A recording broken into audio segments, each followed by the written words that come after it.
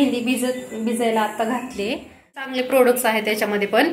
तुम्ही हे आणि ते दोन्ही कसे आहात सगळे? मी शुभांगी स्वागत करते तुमचं आपल्या YouTube चॅनल मध्ये।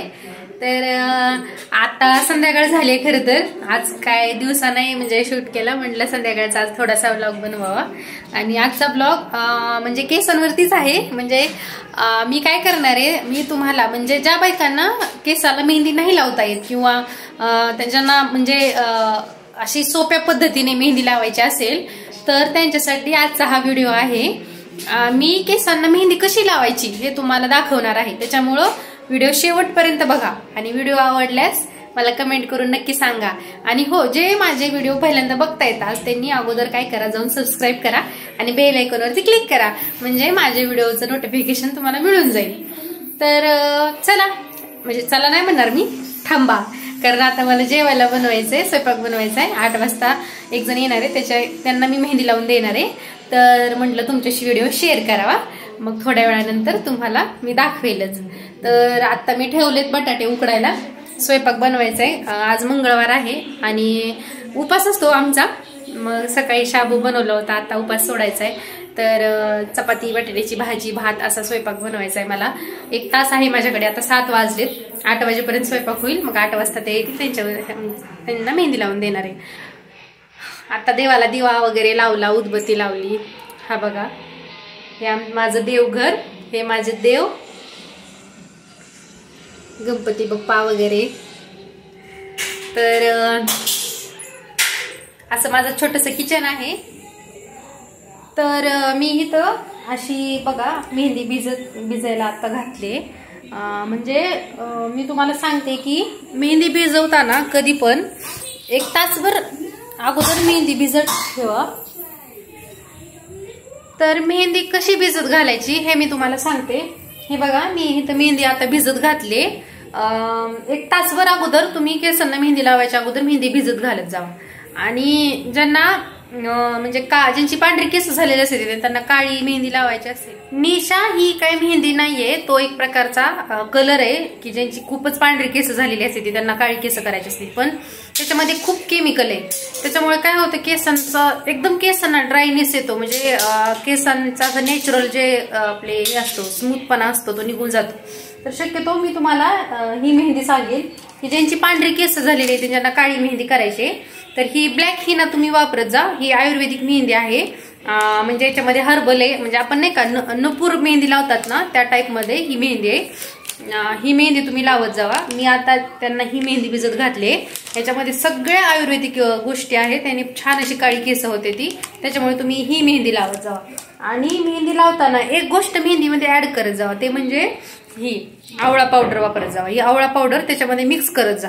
ह्याच्यामुळे काय होतंय, तर सगळं पाठीमागं लिहिलेलं आहे, आवळा केसांना चांगला असतो आणि मेहंदीमध्ये मिक्स केला ना तर डॅन्ड्रफसाठी किंवा हेअर ग्रोथसाठी किंवा म्हणजे सगळंच हेअर वाढण्यासाठी हे म्हणजे सगळं नॅचरली आहे। हे चांगले प्रोडक्ट्स आहेत त्याच्यामध्ये पण। तुम्ही हे आणि ते दोन्ही मिक्स करून मेहंदी लावत जावा। तर आता मी हे भिजत घातलंय, 1 तासानंतर आपण मेहंदी लावणार आहोत। व्हिडिओ पुढे कंटिन्यू तुम्ही बघत राहा।